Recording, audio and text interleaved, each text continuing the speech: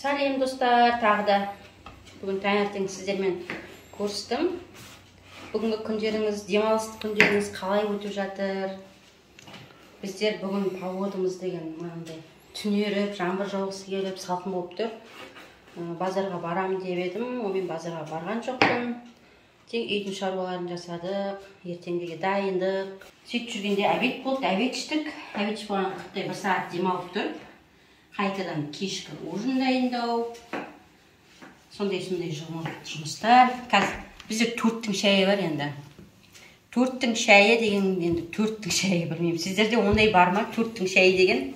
Маған жаза кетіңіздер, қай жақта ондай 4-тің шайы, 5-тің шайы деген бар. Шай береміз қазір 4-5-терде. Үйдегі адамдармен бәрі кім бар үйде солар шай ішеді. Кстати, папамыз қонаққа кетіп қалды. Бір жағынан базарға бармаған себебім де сол болды. Папа деген машина айдап кетті.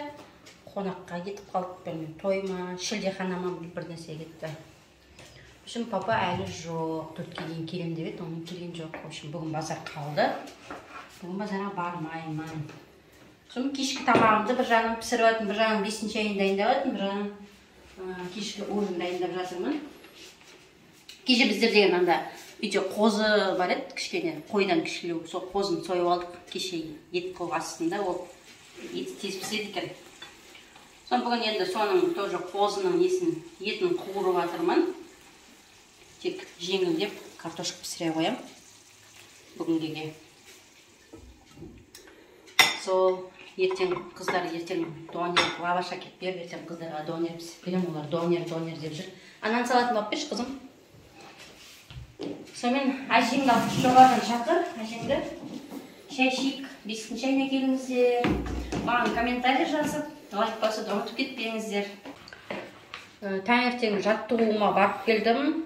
Суымды нормамен іштім. Литр жарымды обедке дейін тауыстым.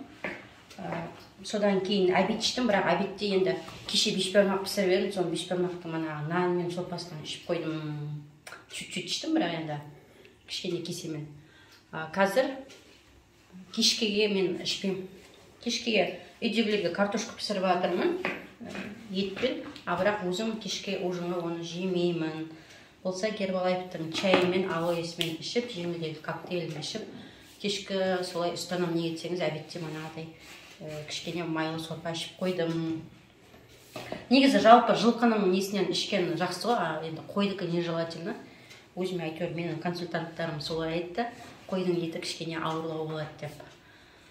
Сол Гербалайфты жөнінде тағы да білгілеріңіз келсе, жақсырақ ақпарат алғыларыңыз келсе, хабарласуыңызға болады. Мен өзімнің консультанттарыммен, өзіме көмектескен өзімнің спонсорларыммен сіздерге таныстырып көмектесуге әзірмін. Консультация аламыз десеңіздер, мені осындай күйге жеткізіп арықтатқан өзімнің консультантыммен, Гүлзирамен, Бибігүлмен таныстырып, сіздерді прямой солармен сөйлестіруге, сол адамдармен сөйлестіруге көмектесемін. Хабарласыңыздар, керек болса. Жаза кетіңіздер, речке шығыңыздар, әрқашан дайынмын.